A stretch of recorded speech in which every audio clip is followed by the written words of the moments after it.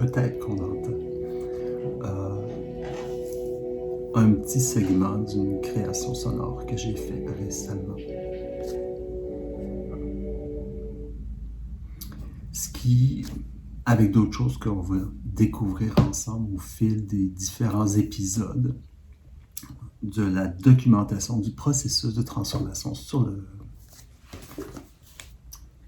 cahier note de recherche que j'ai reçu aujourd'hui. Alors c'est ça, ce petit extrait sonore va vous aider à voir qui je suis, qu'est-ce que je fais. Et ça peut vous donner des indices pour découvrir quel est mon point de vue qui est extérieur à l'archivistique et à l'informatique, mais qui utilise les deux domaines pour produire une version dynamisée du document. À l'origine, le projet consistait à simplement créer une version web dynamique où on voit des éléments, on clique, on a des citations apparentées selon des catégories. C'était une vision qui était une suite de quelques expériences qui sont dans le cahier, des expériences de disposition aléatoire. Et puis on s'est dit, mais ça serait fun si on pouvait proposer davantage d'expériences de rapprochement aléatoire. Et puis ça va, oui, si on fait une application. Alors le projet, au début, consistait seulement à produire l'application. Et puis, alors que je réfléchissais à la chose, je me suis dit que le processus de transformation pouvait lui aussi être intéressant et puis devient très pertinent dans la mesure où je me rends compte, avec mon œil de néophyte, à partir d'un point informatique, je me rends compte que j'ai jamais vu de discours sur la théorie du document dans sa transformation informatique.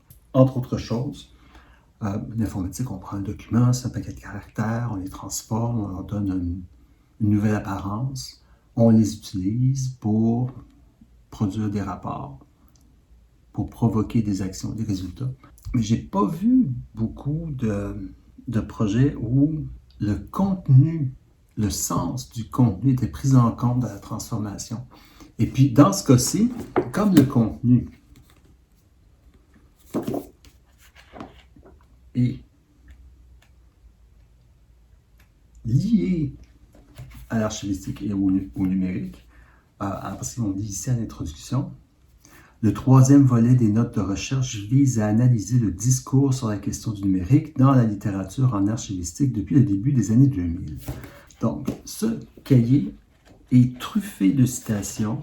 On suscitait un paquet de questions et de réflexions, et puis elles s'ajoutent dans le processus de transformation, elles s'ajoutent à un tel point qu'elles en sont une interférence positive. Puis je me suis dit que tout ça devrait être noté quelque part. Et puis je me suis dit, tant qu'à noter, que ce soit encore un cahier quelque part, si je le notais, commenté pendant que je travaille, ça rendrait le processus intéressant. Et le processus se révèle à la fois comme mode de transformation du document, discussion entre moi et la machine. Donc, c'est la machine qui limite. Moi, j'ai des questions, j'ai pas vraiment de réponse. J'essaie de voir si ces questions-là ne peuvent pas s'injecter dans le produit fini, le programme qu'on fait. Alors, c'est plein de questions comme ça que j'ai, plein de réflexions. Et c'est pas très, très en ordre, je sais. Je suis pas quelqu'un de très ordonné. Ça a l'avantage que la partie aléatoire du projet me ressemble beaucoup, parce que je suis pas mal aléatoire. Donc, tout ça pour dire que d'un projet qui était simple et linéaire, c'est en train de devenir quelque chose qui est multidimensionnel. Une partie technique, une partie réflexion. Je filme tout, je commente. Et puis, en rassemblant les premiers éléments de l'épisode 1 que vous avez peut-être regardé, je me suis dit, mais il faudrait être plus actuel, se situer maintenant dans comment les gens font des vidéos, comment les gens communiquent entre eux. Surtout, on achève la pandémie, ça a exacerbé les communications interposées par la technologie, puis ça a fait émerger un nouveau langage de la communication, une nouvelle façon de s'exprimer, de parler aux autres, de noter, Je me dis, ça aussi, ça devrait s'injecter dans le projet. Alors tout ça, c'est une espèce d'expérience. Je ne sais pas si ça va être réussi ou pas. J'essaie d'agencer le tout puis de faire un montage vidéo. Mais je veux que ça reste vivant, spontané. Bon. Il y a une portion de la vidéo qui a été corrompue dans le transfert entre le cellulaire et l'ordinateur. Donc, on reprend un peu.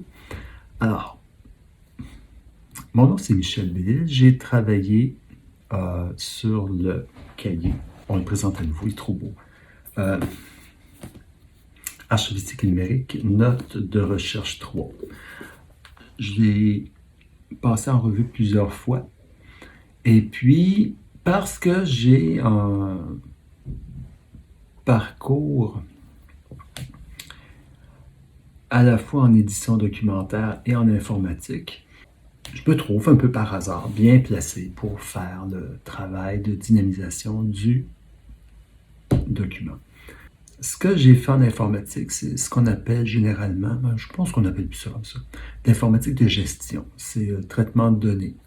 Alors, des clients, des données, des ventes, des transformations, rapports. Ça a été aussi données de laboratoire, recueillir des données, créer des statistiques, produire des rapports. C'est différent, pas dans le fond, mais dans la forme, dans l'approche. C'est différent de la programmation, si on veut, des jeux vidéo ou des systèmes en temps réel ou d'autres modes de programmation. C'est une forme, on va dire, classique du traitement de données.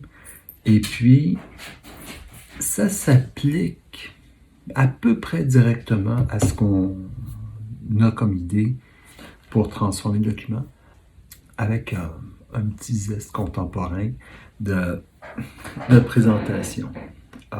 Mis à part l'informatique, j'ai déjà écrit dans un sens littéraire, j'ai fait de la peinture, de la sculpture avec du papier. Je m'intéresse à toutes sortes de sujets.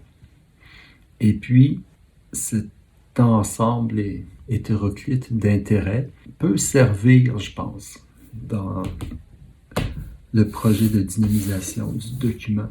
Parce que j'ai pas une vision très strictement informatique ou strictement documentaire. Ça m'a amené à l'informatique parce que depuis longtemps déjà, les documents se font presque tous, sinon, je dirais pas exclusivement, mais presque tous, se font à l'ordinateur. En informatique, c'est amusant. Et puis c'est intéressant. On a suivi des cours. J'ai pu travailler dans le domaine quand même presque une dizaine d'années. J'ai un peu mis ça de côté parce que, j'ai la chance de le faire. M'intéresser à d'autres choses, d'expérimenter d'autres facettes de mes intérêts. Je fais de l'édition vidéo un peu, en autant que les logiciels soient coopératifs, dans, on espère bien, une optique d'enrichissement du projet. Parce que je pense plus le projet va être riche en termes de références, que ce soit au monde documentaire, au monde archivistique, l'informatique, la présentation visuelle, presque la philosophie, que tous ces sujets-là construisent et ajoutent au projet. Je pense que c'est intéressant, sinon important. J'ai changé de caméra, j'ai changé d'emplacement pour des raisons de bruit ambiant.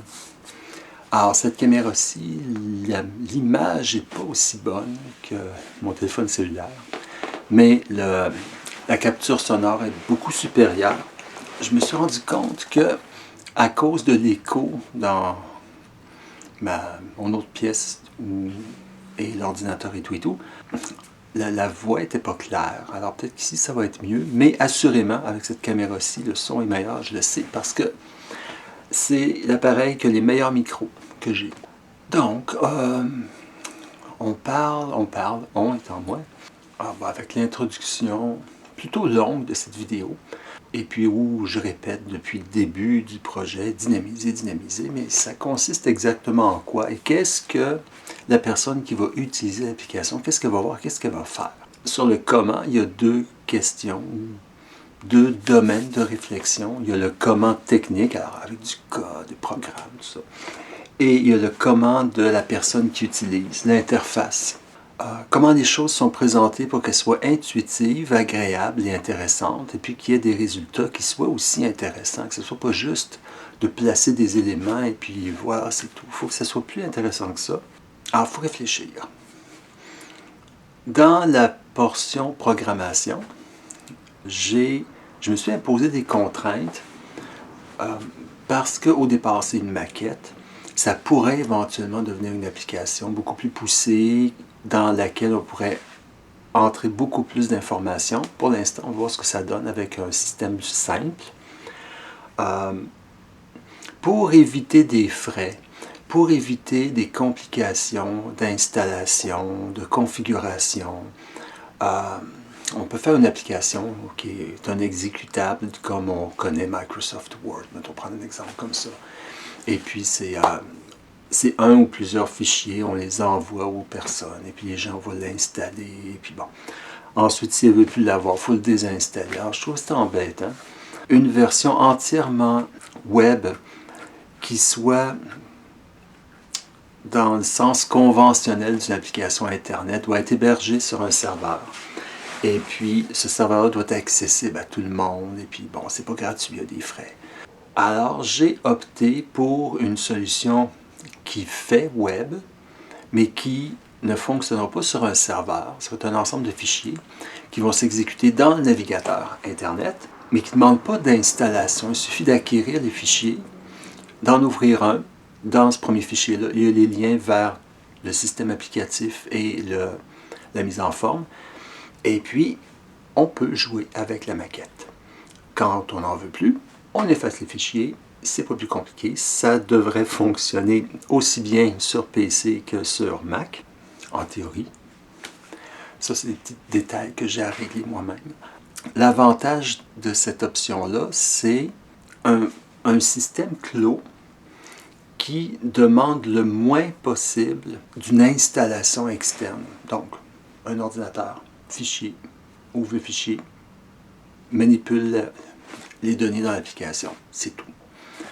Éventuellement, s'il y a intérêt pour aller plus loin, ça peut devenir un système plus complexe. Ça peut devenir un système hébergé sur Internet, qui soit une application en ligne complètement, avec accès serveur, tout ça, on verra. Pour l'instant, c'est un système simple. Parce qu'il est simple, il est aussi limité, parce que tout ce qui roule dans un navigateur web est quand même soumis à des règles strictes d'accès au disque dur de l'ordinateur et puis de certaines fonctionnalités.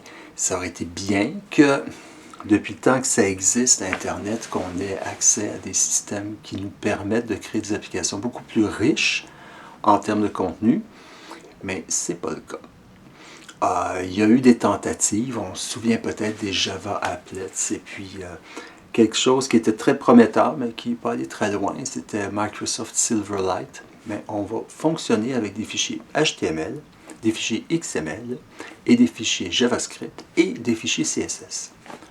Oh, ça c'est la partie théorique, on va en parler un petit peu plus tard. De la part du côté de l'utilisateur ou de la personne qui utilise, il faut que ça soit extrêmement simple. Mais il ne faut pas que ce soit réducteur, il ne faut pas que ce soit bébête. Il faut que visuellement, on puisse identifier facilement qu'est-ce qui fait quoi. Toutes les fonctionnalités doivent être révélées, soit par des petites bulles, des petits messages qui apparaissent quand on met la souris sur une image, un bouton, pour dire ce que c'est, ce que ça fait, ce que ça peut faire. Mais ça doit aller plus loin que simplement prendre des citations et puis créer un tableau ou une unité visuelle qui propose une sélection aléatoire. Parce qu'à ce point de vue-là, après, moi je dirais 10 ou 15 essais, les gens vont s'ennuyer. Alors il faut que je réfléchisse à jusqu'où je peux pousser l'idée dans les limites de la maquette. Et puis, garder à l'esprit que même en restant maquette, qu'on puisse étendre le projet à plusieurs documents, notamment tous les documents que j'ai corrigés. Donc, j'ai accès à ces documents-là, qui font partie du projet courant d'archivistique et numérique. J'ai à réfléchir à ça. La beauté de l'informatique, et là, c'est vraiment, je ne connais rien d'autre qui peut faire ça. C'est on peut commencer à construire quelque chose et on peut changer les fondations tout en gardant ce qui est construit par-dessus. C'est extraordinairement flexible. C'est un des attraits du numérique. Un attrait qui est, je pense, surtout évident pour les gens qui programment, pour les gens qui travaillent des applications de plus haut niveau. On peut, dans un document Word, on tape et puis on déplace les paragraphes. Moi, je me souviens que la première fois que j'ai vu faire ça, j'étais complètement abasourdi. Autrefois, au dactylo, il aurait fallu recommencer. Quand les photocopieurs étaient rendus plus accessibles, il fallait découper les feuilles, les coller avec du ruban gommé spécial pour pas que ça apparaisse à la copie. Donc, c'était un trouble incroyable. Maintenant, c'est juste couper-coller. C'est tellement fabuleux. Couper, copier-coller. Je ne sais pas combien de milliards de fois on fait ça par jour. En tout cas. Ensuite, ça explique un petit peu le comment ça se fait et un possible comment ça va être utilisé. Si on va un peu plus loin, on arrive à des questions sur la nature du document d'origine, sur ce qu'est un document d'origine, sur ce qu'est l'origine du document. Alors, document original ou originel, c'est le document Word, mais ce n'est pas le document Word que moi j'ai reçu et que j'ai corrigé, parce que ce document-là a été monté à partir de plusieurs autres documents. La notion de document virtuel numérique, j'arrive mal à saisir un point de départ pour dire ceci est le document d'origine, vu qu'on peut tellement le transformer facilement. Dans une parenthèse, le document papier imprimé, son origine, c'est au moment de l'impression. Le fait qu'il est authentique, dans ce cas-ci, c'est parce que je l'ai reçu de M. Yvon Lemay. On va faire un peu de théorie. J'ai cherché sur Internet des vidéos en français où on expliquait les bases de l'informatique. Question que je n'ai pas à répéter ce qui est déjà fait ou bien fait. Et puis, c'est plutôt une annexe d'informations par rapport au projet présentement. Mais c'est, je pense, si vous avez le temps d'aller regarder les vidéos, pour vous donner une idée de mon point de départ sur la question de la différence entre un document matériel et un document numérique.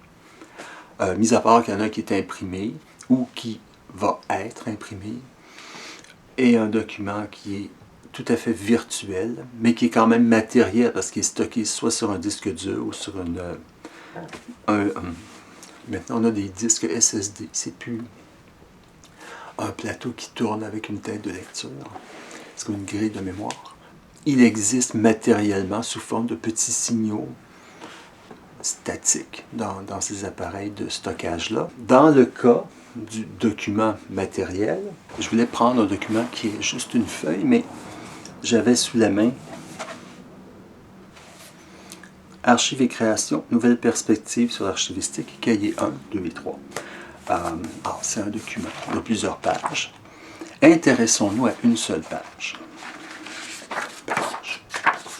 qui est un objet matériel et qui comporte un contenu qui est un ensemble de caractères, de signes, de traits, d'espaces grisés pour séparer les rangées, les colonnes.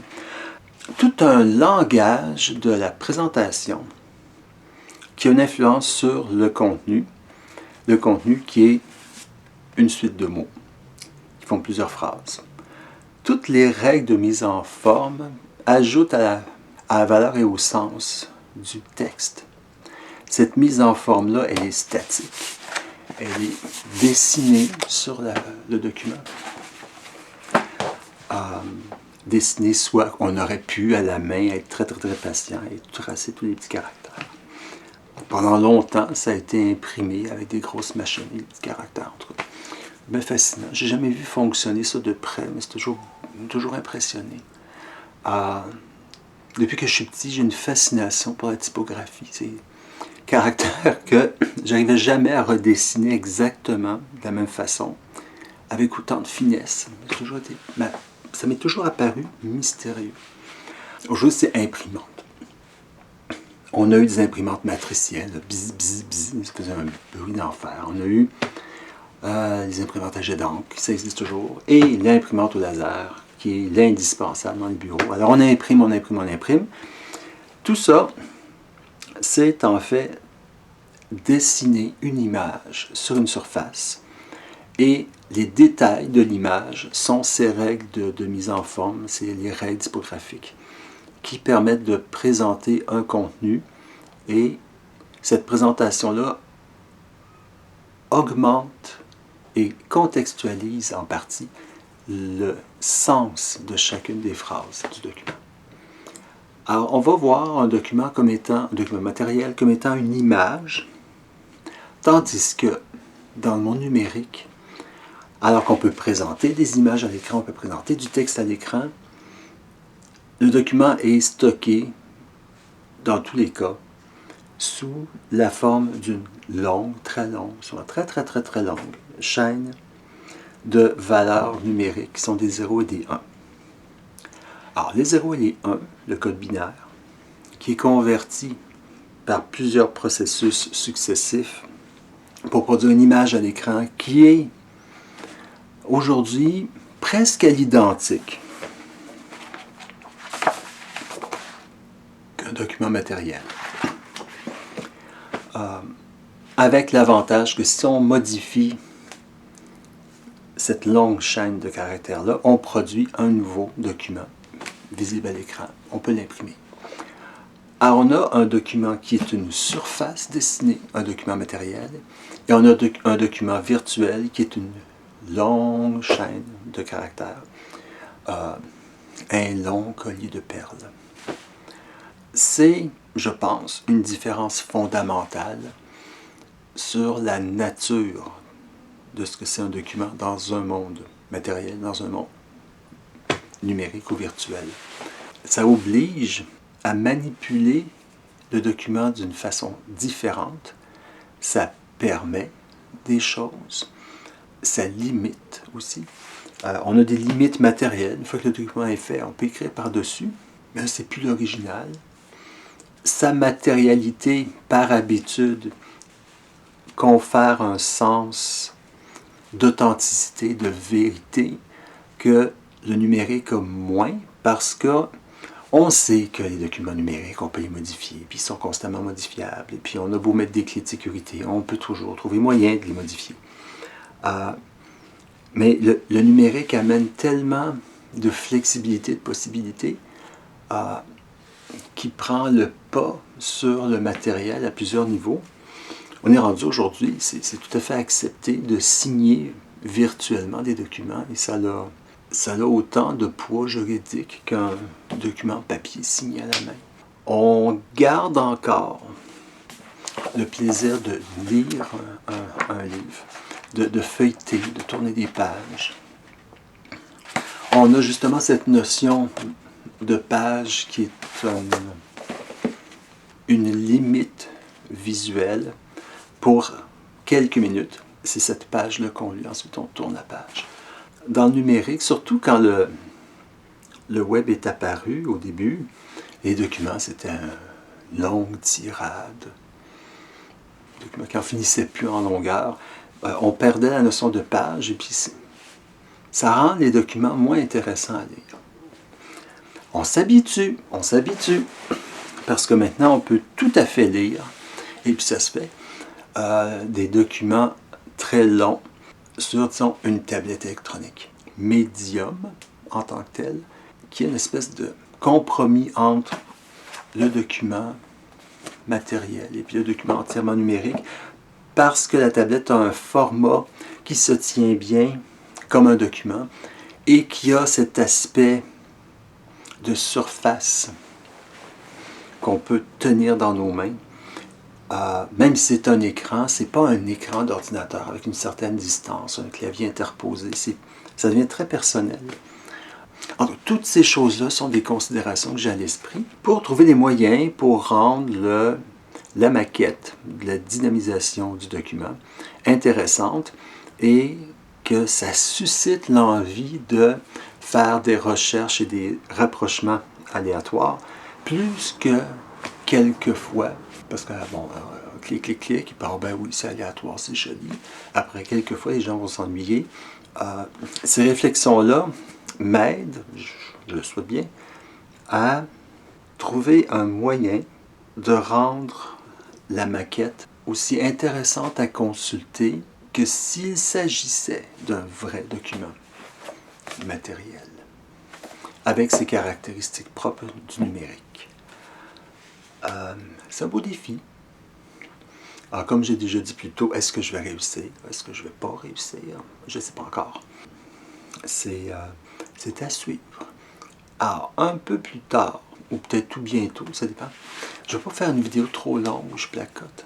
Mis à part les vidéos dont je vous transmets aussi les liens qui concernent les bases de l'informatique, j'ai à parler des différents supports numériques que je vais utiliser pour construire la maquette. Alors, HTML, XML, JavaScript, CSS. Alors, peut-être à tantôt ou dans une prochaine vidéo. Bon, alors comme première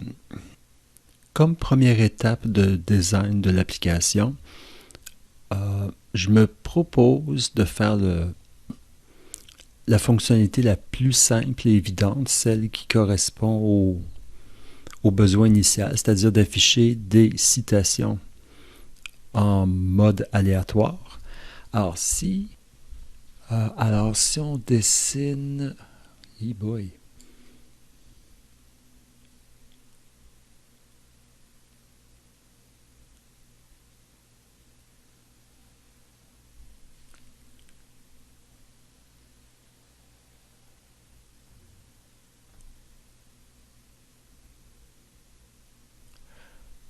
Alors, voici une fenêtre de navigateur web, n'est-ce pas? On va dire. Je devrais peut-être dessiner quelque chose de mieux pour la prochaine fois. Alors, première présentation de l'application. Quand elle ouvre, on devrait avoir peut-être un petit espace genre menu qui présente en gros ce que fait l'application. On aurait peut-être ici un index ou une table des matières pour le document au complet. Et puis ici, on aurait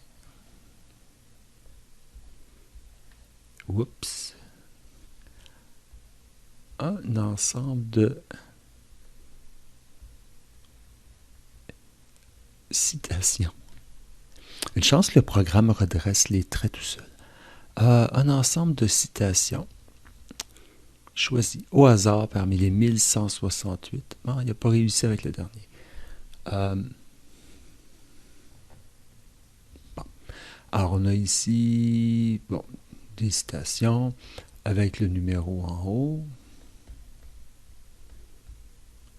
Et puis, le texte dedans. Et puis, on aurait peut-être dans le menu un petit bouton. Ça, c'est un dé, en tout cas. Sur beaucoup d'applications que j'ai vues récemment, on prend un dé pour illustrer une génération aléatoire. Enfin, je vais trouver un dé très joli. Alors, si on clique sur le dé, ça nous donne une autre série de citations. Premier exemple. En y réfléchissant tout de suite, je me dis que ça serait bien qu'on puisse, à partir de chaque citation, aller voir là où les sections dans l'application où la citation est mentionnée. Dans le cas où une citation est mentionnée plus d'une fois, on pourrait voir les deux extraits de texte. Ça, c'est une autre possibilité. Je voyais aussi que on pouvait aller consulter une liste des citations. Donc, on aurait probablement le numéro puis le début de la citation, qui font toute partie de la catégorie de celles qu'on a sélectionnées. Parce que les citations sont groupées par catégorie ou thème. Alors ça, c'est... Pour commencer, je vais essayer de faire ça. Sans me limiter à ça, parce que je veux que ça puisse faire autre chose. Mais pour commencer, je vais tenter de faire ça. Alors, pour arriver à faire ça,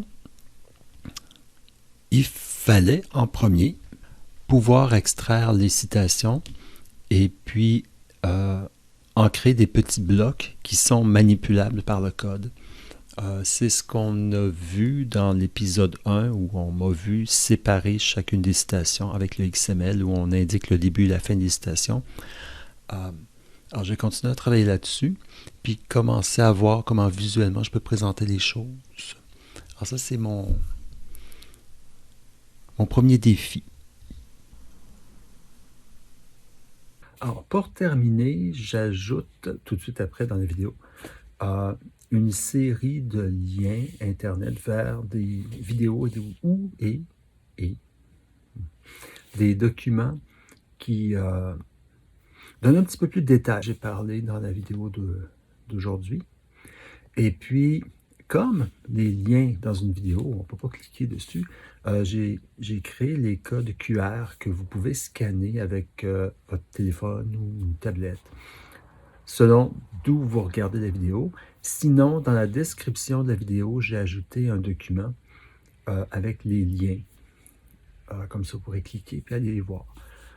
Ce n'est pas des documents essentiels à la compréhension de la vidéo, mais je me dis, si c'est des questions qui vous intéressent et vous ne connaissez pas tout à fait ces sujets-là, ben, vous pouvez aller lire un petit peu.